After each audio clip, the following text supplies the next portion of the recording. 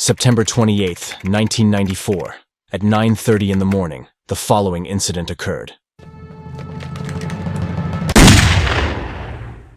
Who was the person who pulled the trigger? And, more importantly, who is the victim, and what motive led to his untimely demise? In this video, I will provide you with all the details of one of the most horrifying crimes that shook the Mexican nation.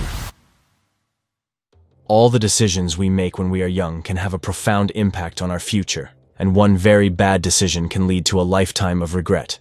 That's what happened to Daniel Aguilar Trevino, whose name is now etched in the history of Mexico, and not for having done something good.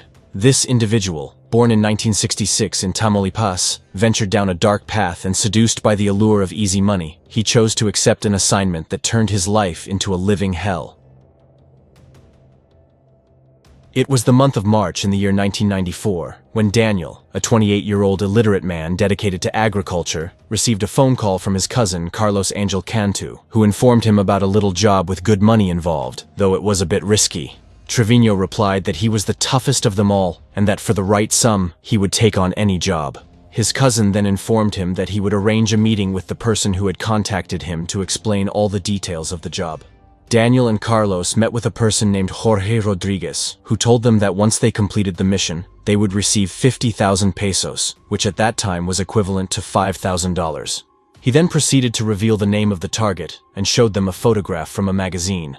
The target was a lawyer, professor, former governor of Guerrero, and at that moment, a congressman and secretary general of the National Executive Committee of the PRI. A smart man of ideas and action who knew the purpose of power, political talent, and relationships. This was José Francisco Ruiz Massieu. So, Trevino and his cousin traveled from Tamaulipas to the federal district with the sole purpose of taking down the congressman. However, things turned out to be more challenging than they had thought, as no matter how hard they tried, they couldn't complete the job. For instance, on September 27th, Daniel attended an event in the Zocalo that the congressman also attended. But due to the high presence of police and military personnel, he didn't dare to pull the trigger. Daniel contacted Rodriguez to tell him what had happened, and though he wasn't very pleased, Rodriguez reassured him not to worry because he would have a new opportunity the next day. And that day turned out to be the decisive day, the day when the destinies of two individuals would intersect and become intertwined forever.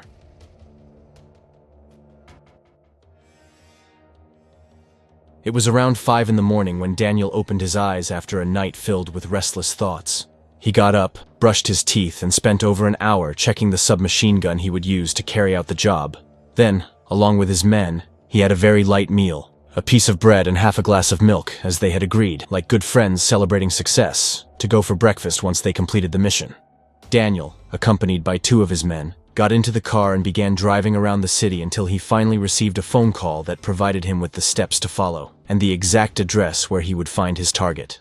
The men proceeded to the Casablanca Hotel on La Fragua Street, where the target was with 180 newly elected congressmen, celebrating one of the PRI's regular events. They briefly discussed whether to enter the hotel or wait on the street, and after several minutes, they decided to wait for the congressman to come out, in case any of the other people at the event had bodyguards or security teams, which would complicate matters. Feeling a bit numb from the cold, Daniel stepped out of the car and concealed the gun in his jacket to avoid openly carrying it on his shoulder. While they waited, Trevino went to a sandwich stand to grab a bite, while his men waited on the other side of the street, one of them pretending to wait for the bus, and the other reading a newspaper. A block away, they had left a van with money for Daniel and his men to use as their getaway vehicle to Tamaulipas.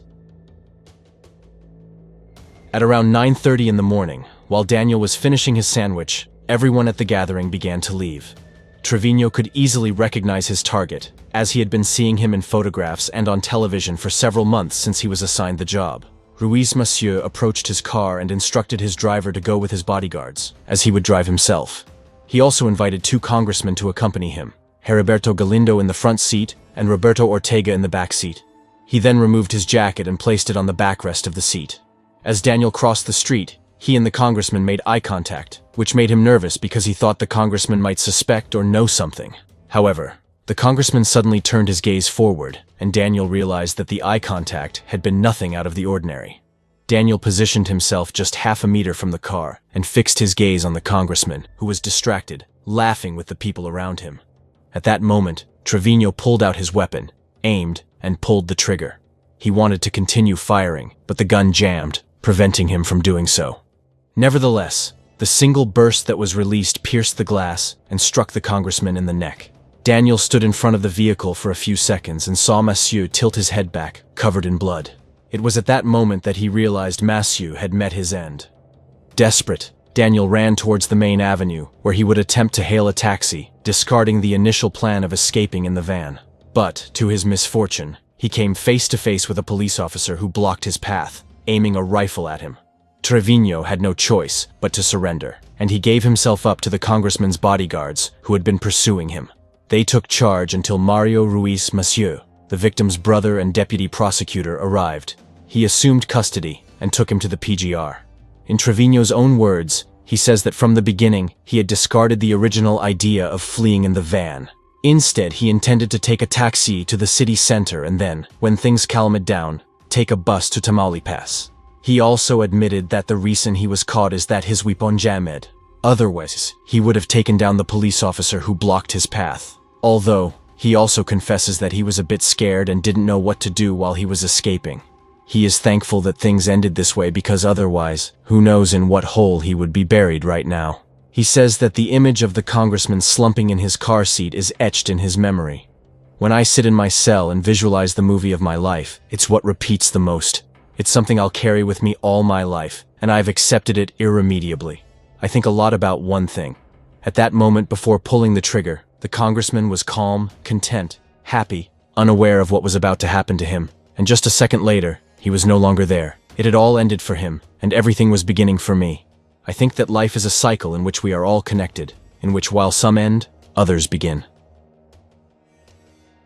At 16 minutes past 10 in the morning, the congressman arrived at the Spanish hospital. However, despite medical treatment, due to the poor condition in which he arrived, he passed away just 24 minutes later.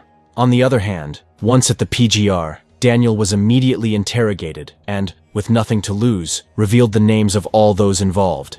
He said that the person who recruited him was named Jorge Rodriguez, the brother of Fernando Rodriguez, who at that time served as the technical secretary of the Committee on Hydraulic Resources of the Chamber of Deputies. He also named two congressmen, Manuel Muñoz and Abraham Rubio, whom he categorized as masterminds and who paid him 50,000 pesos. Jorge Rodriguez surrendered to the authorities and claimed that the motive behind the act was to prevent Ruiz Massieu from assuming the leadership of the Chamber of Deputies, as he had in mind a series of reforms that did not align with Muñoz, who had some ties to organized crime.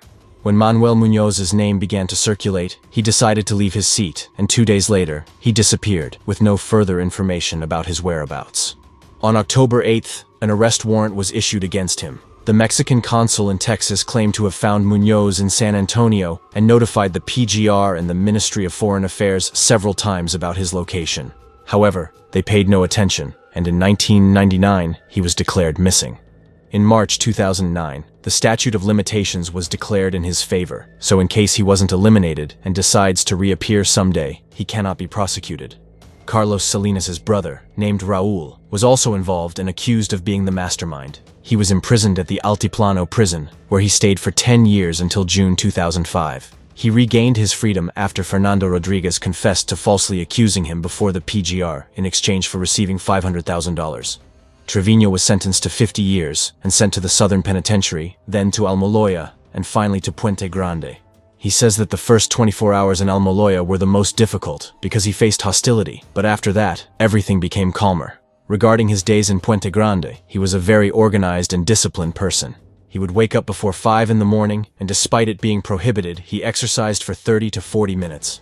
He always sang after taking a shower, then cleaned his cell with a damp cloth and encouraged his fellow inmates to do the same.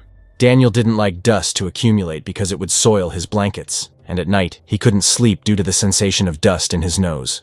By the time breakfast came, his cell was spotless. He believed that cleanliness within one's living space reflected one's self-image. He says that his first 2 years were very painful because he began to realize that he would spend most of his life behind bars. However, with time, he managed to accept his prisoner status. Sometimes, nights turned into a nightmare due to the dreams that haunted him, preventing him from sleeping.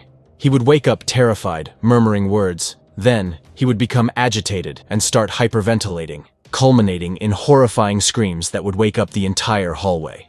Over time, he was transferred to a prison in Oaxaca, and in 2017, he received legal protection, reducing his sentence from 50 to 42 years. In 2024, when he completes 30 years behind bars, he can apply for parole, although obtaining it is quite difficult.